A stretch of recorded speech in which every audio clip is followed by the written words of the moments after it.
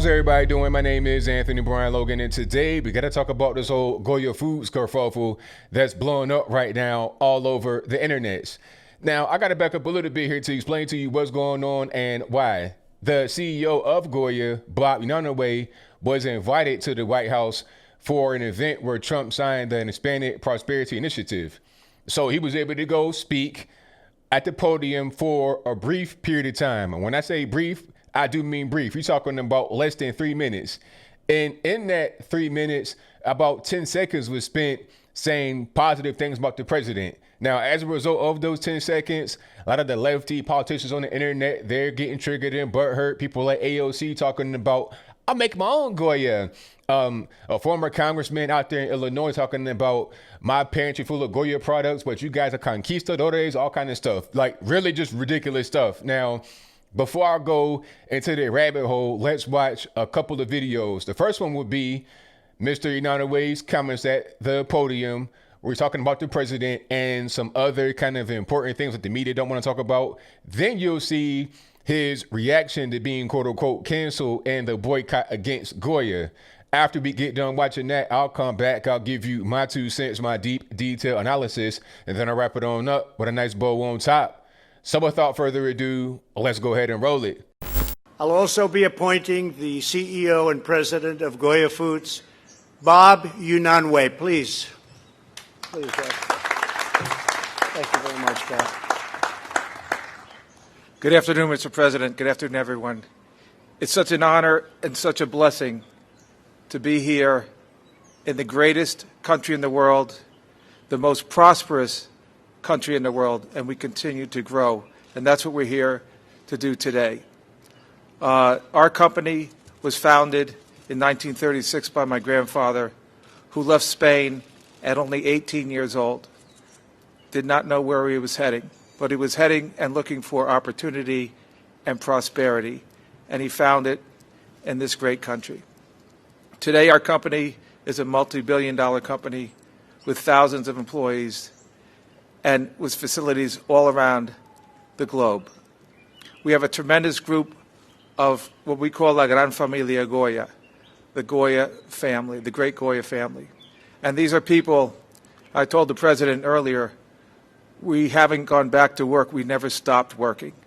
Because when I asked our group, our family, this is going to be a tough thing, they said, look, Bob, if we don't do it, nobody will. And they stood up and they worked, and we continue to work day and night to provide much needed food and nutrition to this country. Today, it gives me great honor. And by the way, we're all truly blessed at the same time to have a leader like President Trump, who is a builder.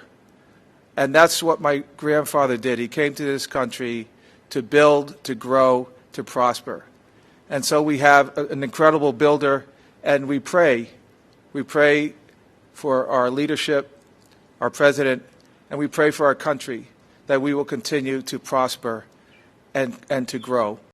It's suppression of speech. In 2012, 8 years ago, I was called by Michelle Obama to Tampa, and I introduced in Hispanic Heritage Month, President Obama. So, you know, I'm not apologizing for saying, and especially if you're called by the President of the United States, you're going to say, no, I'm sorry, I'm busy, no thank you. I didn't say that to the Obamas, and I didn't say that to President Trump. All right, so you saw that, you heard that. Now, I'm not really sure where to begin. I guess the first thing would be kind of the elephant in the room, a thing that the media don't really want to address, and that is Mr. Unanue talking about, you know, the charitable giving.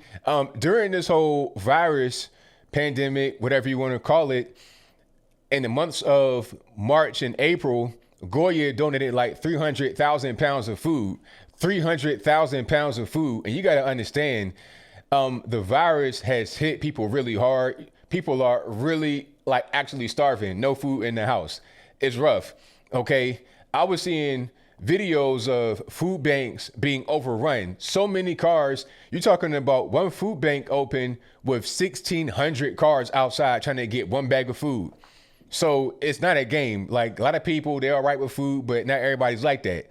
Okay. So they donated 300,000 pounds of food just in a short period of time. And they're going to donate like 1 million more cans coming up here, like right now. So you're talking about a very charitable organization, the largest Hispanic food company in the United States, if not the entire world. So I'm not really sure where anybody's mad at them, want to call them conquistadors, all kind of stuff like that. For what? I mean, it's a political game at the end of the day, but I'll get into that in a moment. People that want to boycott and protest, they're throwing their food in the garbage. But it's like, why are you throwing the food in the garbage? You can actually eat that. Okay, somebody can eat that. I'm not going to just throw good food away just because I'm mad at what the CEO said. I'm just not going to do that at all. If I don't want the products anymore and it's still good food, I'm going to donate that to somebody. Okay. Like, I don't even throw my old clothes in the garbage. I put my old clothes in a trash bag and put it into the little Walmart receptacle so somebody can use the clothes. Or like, I'm gonna donate things that can still be used, especially food, because you have to be able to eat to survive. You can't just not eat. You can not eat for a little while, but after a while, it'll catch up with you. But I digress. My whole point is that people throwing away food, it's ridiculous. Goya's doing the actual opposite, donating food to people that actually need it, and people want to criticize them. It should be the other way around. Now, the criticisms against the CEO because he's speaking positively about Trump, I mean, what's the big problem? I mean, first of all, I think beyond Trump, they don't like the fact that he was saying that we live in the best country, or this is the best country in the USA. Everybody knows that's the fact. This is the best country. If it's not the best country, then why does everybody want to come here? Okay, people aren't leaving the United States to just flee into Mexico City or Guadalajara or something like that. All right, they want to stay right here in the USA. It's the other way around. People from Mexico City and other parts of Central America, South America, all over the world, they want to come here to live here. This is the best country on earth. People don't want to admit that for some reason, while they have their iPhones and their AC controlled house on the hill chilling in America. Yes, we do live in the best country. If you're mad about that statement, then you just, you got some feelings of envy and jealousy. That's not really coming from any kind of factual place. It's all about your feelings just really being misdirected. Now, what he said about Trump is not wrong either. He is a builder. I mean, he was known for being a builder long before he got anywhere close to the presidency. So he's not saying anything new. Everybody's known that for a very long time. And before he became the president, nobody ever said he was racist. He used to hang out with black folks, white folks, Hispanics, everybody. Nobody said he was racist until he became the president. The CEO was just being factual, okay? And he is just rising to the call of duty. When he got called by the Obamas in 2012 to come to the White House for particular things, he did not say, no, I don't want to do it. I'm on the right, I'm on the left. Nah, he was like, okay, my president is asking for me to be here. I'll be here. It's no partisan stuff, no political stuff going on. And shame on the news media outlets for quote unquote reporting on this story. I used to be able to go to AP and Reuters for, I don't want to say legitimate news. I want to say non-biased news. That's probably the best way to put it, to explain it, because they used to give you the news without much spin, just straight facts and information, and then you could just piece it together however you want. All right. They'll just say 2 + 2 is 4. They won't say 2 + 2 is, rooted in this and rooted in that, and then try to get around the elbow to get to it. You understand? They'll just give you the straight facts, but no more. I was trying to find videos for this to put in the video, and they were cutting off stuff, speaking about Trump in his past, things that he said. They're like cutting things halfway off. Like the main comment that I saw was where they were talking about, Mexicans, they're murderers, they're rapists. They cut it off right there at the end of that, but it didn't complete the whole thing where he said some of them are good people. And it didn't play what he said before that, which is when he said they're not sending us their best. Meaning Mexico has very good people, doctors, lawyers, just regular normies that are not going to cause problems. They're sending us their trash, people that they don't want, their undesirables. And the same thing happens with other countries to America. That's what he was speaking about, but they don't want to say that. And of course, people like Anna Navarro, the so-called Republican, will come out and say the same thing, you know, truncated statements, half statements, all kind of stupid stuff. People like AOC talking about, I cook my own adobo. You know, it's really just political at the end of the day. If anybody says anything nice about Trump, then they got to be attacked. And because Bob Yanaway is Hispanic and he's CEO of an Hispanic company, he's got to get attacked more, because you can't have the biggest Hispanic company be seen as pro-Trump because they're trying to get numbers up for the election.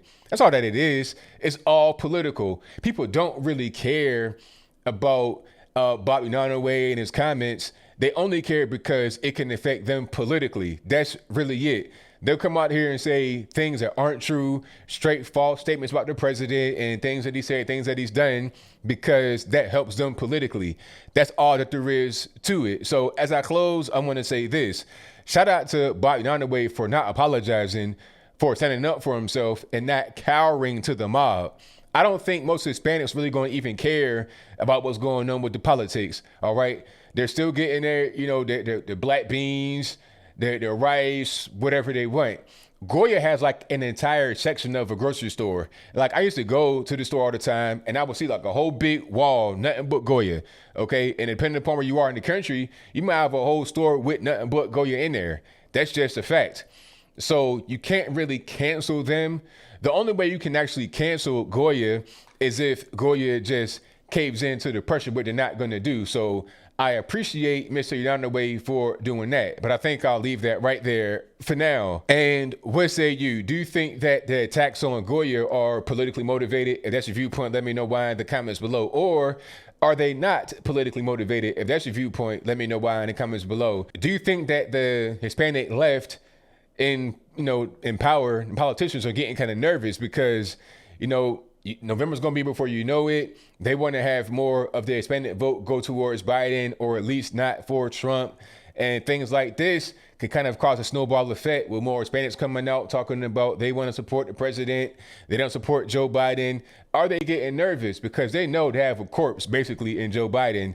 It was an article even written about it, talking about his corporeal presence. You mean that he's a corpse? He's just there, half dead or dead in general? I mean, this guy has no chance. So the only way they can actually succeed, or at least attempt to succeed, is to try and destroy the president and to destroy anybody that supports him. That's what's going on, and ain't nothing else other than that, because it could have been anybody. It could have been me. It could have been you. Anybody will get criticized for anything we say about the president that's positive. It don't matter if it's true. They're totally irrelevant. Politics come first in the eyes of these lefty politicians like AOC and everybody else.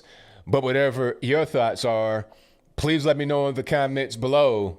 And that's all I got to say for this video. If you like what you heard, please comment, rate, share, and subscribe.